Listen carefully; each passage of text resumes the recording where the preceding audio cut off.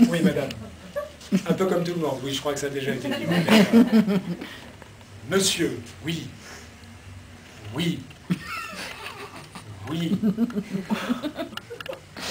Oui, oui. Oui, je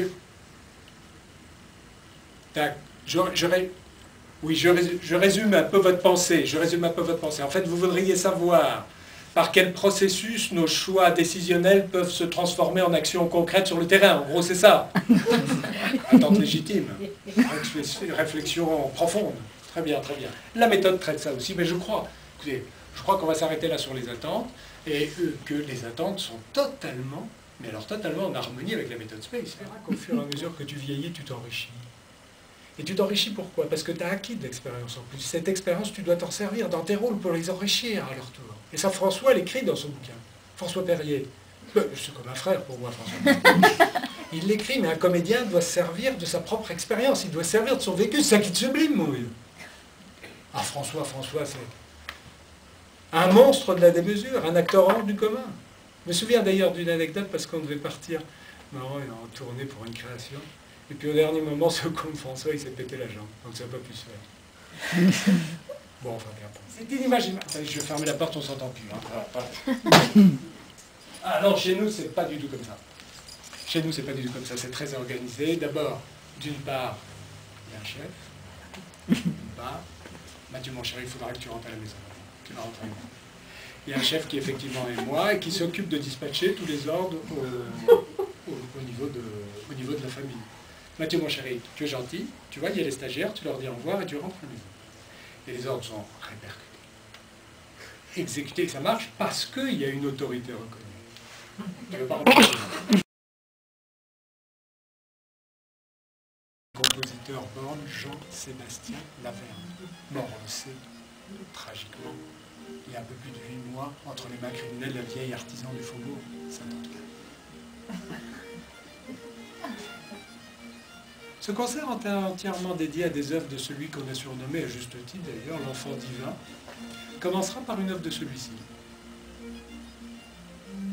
Composé pour hautbois, clavecin, orchestre à cordes, quatuor à pétrole, la symphonie Opus 90 marque comme d'un caillou aux facettes exceptionnellement multicolores le tournant qui, de la première manière du génial musicien, nous mène directement à la 8e en passant la seule bombe par-dessus toutes les autres.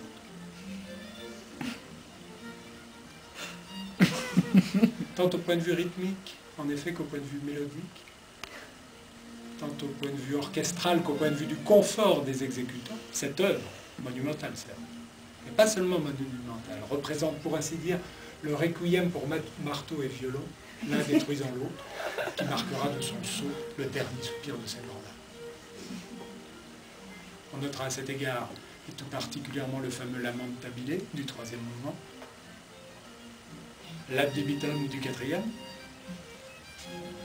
et dans ce même 4e mouvement, la 28e double croche à partir de la droite, double croche dont Richard Wagner a dit « j'aurais aimé l'écrire », et qui annonce curieusement Mendelssohn.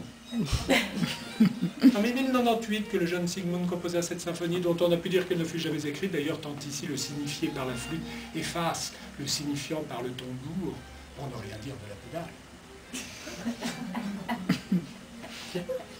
Récemment anobli, le jeune von Freud était alors âgé de 9 mois. Il résidait à la cour de l'archiduc d'eau froide, un peu à côté du robinet, dans ces jardins enchantés que Goethe, l'immense Goethe, traversa bien souvent, la plume à la main, le regard pensif au bras du sévère Eckermann, parmi les grondements d'une révolution française déjà lointaine.